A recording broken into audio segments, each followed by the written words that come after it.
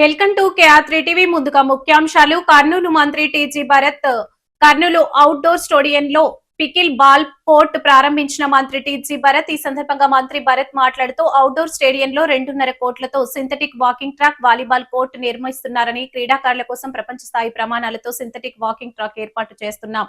Outdoor స్టేడియంలో మౌలిక సదుపాయాలు కల్పించేందుకు కృషి చేస్తున్నాం. ప్రత్యేక నిధులు సమకూర్చి స్టేడియాన్ని అభివృద్ధి చేస్తాం. రాష్ట్రంలో క్రీడలపై సీఎం నారా చంద్రబాబు నాయుడు, మంత్రి నారా లోకేష్ ప్రత్యేక శ్రద్ధ పెట్టారు.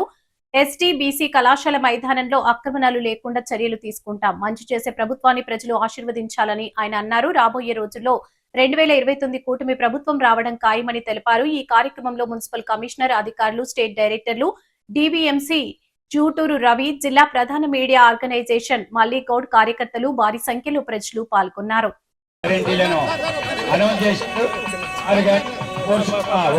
ఒక భాగం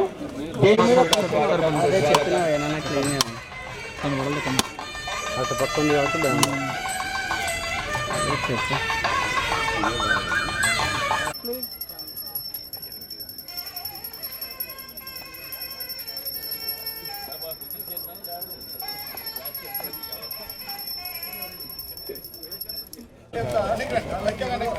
ఇక్కడ నుంచి కోర్టును స్పోర్ట్స్ అథారిటీలో ఏర్పాటు చేస్తున్నారు. ఇది కూడా రాష్ట్రంలో ఎక్కడ కూడా స్పోర్ట్స్ లేదు.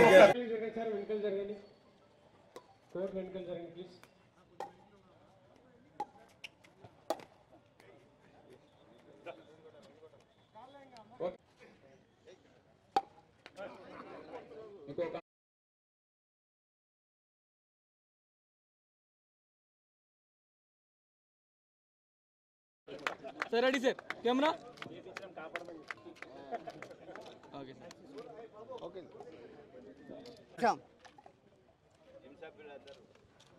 Okay sir. నమస్కారం. ముందుగా పెద్దలు సోమశెట్టి వెంకటేశ్వర్ గారు, కూడా చైర్మన్ గారు, అలాగే కమిషనర్ గారు, డిఎస్డిఓ గారు, ఇక్కడ విచ్చేసిన మా తెలుగుదేశం కార్యకర్తలు, లీడర్సు, వార్డ్ ఇన్ఛార్జ్లు, చైర్మన్ గారు, అందరికీ నమస్కారాలండి.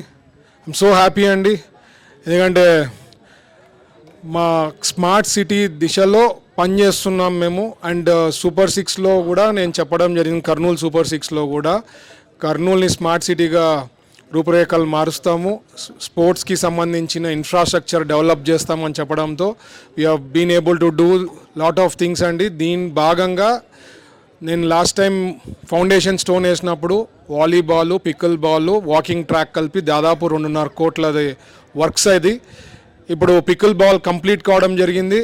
త్వరలో వాలీబాల్, తర్వాత ఫైనలీ వాకింగ్ ట్రాక్. ఇదే కాకుండా అప్పుడు మన స్పోర్ట్స్ లవర్స్ అందరు కూడా రిక్వెస్ట్ చేయడం జరిగింది, సార్ మధ్యలో టర్ఫ్ అది చేస్తే చాలా బాగుంటుందని చెప్పాము. ఆ రోజు ఎంపీ గారు ముందుకు వచ్చి 10 lakhs అన్నారు, తర్వాత 25 lakhs అన్నారు. అది యాక్చువల్గా ఇప్పుడు 85 lakhs బడ్జెట్ అయింది.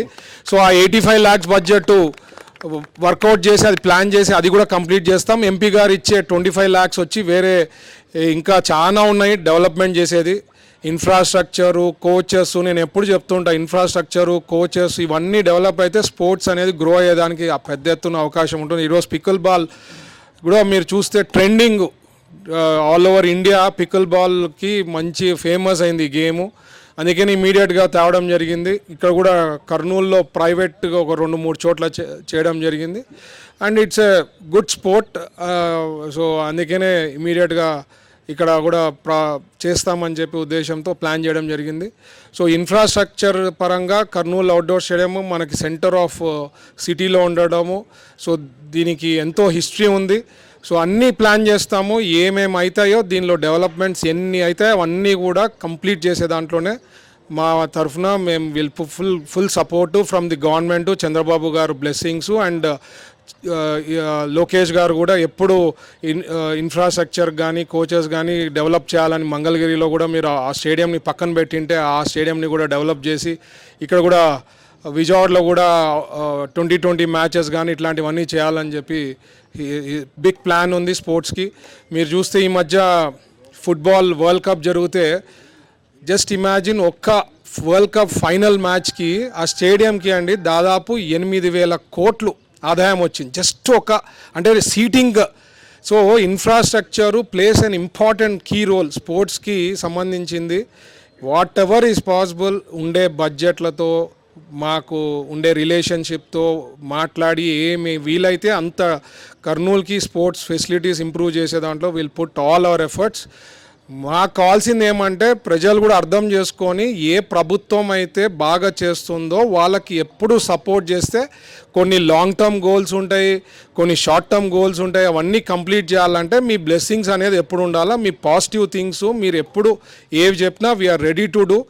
ఈవెన్ ఎస్టీబీసీ గ్రౌండ్లో కూడా ఈ మధ్య ఏదో వినడం జరిగింది, అక్కడ కూడా సమ్ ఇల్లీగల్ కన్స్ట్రక్షన్స్ అవి అంటే ఇమీడియట్గా ఆర్డీఓ గారికి కలెక్టర్ గారికి కూడా మాట్లాడడం జరిగింది. అది ఏమన్నా ఉంటే, ఎందుకంటే అదొక సెంటిమెంటు, ఒక ఎమోషన్. అది ఆ ఎస్టీబీసీ గ్రౌండ్ని పొరపాటున ఏమన్నా ఇల్లీగల్వి జరిగితే కూడా ఎవరు యాక్సెప్ట్ చేయరు.